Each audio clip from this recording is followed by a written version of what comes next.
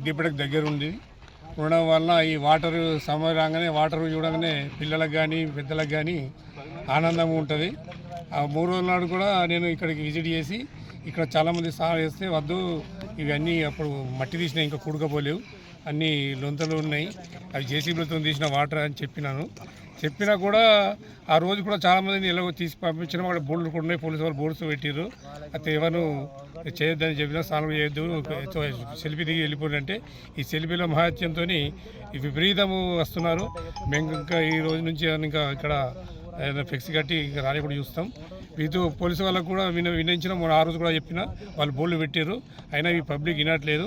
ఈరోజు వరంగల్కి వెళ్ళే 2 ఫ్యామిలీలు వచ్చి ఇక్కడ ఈ చేపలు పట్టడానికి తండ్రి చేపలు పడుతున్నాడు, వీళ్ళేమో అందరూ చేతులు పట్టుకొని నీళ్ళలో జలస చేస్తుంటే ఒకరు వాడు విడిపోయి ఆ పిల్ల పడిపోయింది, పడిపోయిందని మాక పడిపోయిందని ఆ పిల్లగాడు 2 పడిపోయారు, మొత్తం 4 పడిపోయారు. 2 తల్లి తండ్రి అతను బయటకు వచ్చేసారు, 2 పిల్లలు పడి చనిపోయారు. ఇది చాలా శోచనీయము. ఇక ముందు ఇక ఇది దగ్గర ఉంది కాబట్టి, సిద్దిపేట దగ్గర ఉంది కాబట్టి, ఇది మంచి సీనరీ ఉన్నది కాబట్టి చాలామంది వస్తారు. ప్లీజ్ దయచేసి రావద్దు, వచ్చినా ఏదో సెల్ఫీ దిగి బయట మన ప్రాజెక్ట్ మంచి ముందు బ్రిడ్జి మీద మంచి ఫోటోలు దిగి వెళ్ళిపోతుంటే అక్కడ గెస్ట్ హౌస్ ఉంది, అక్కడ కూడా ఫోటోలు దిగి వెళ్ళిపోవాలి. కానీ వాటర్ దిగద్దు.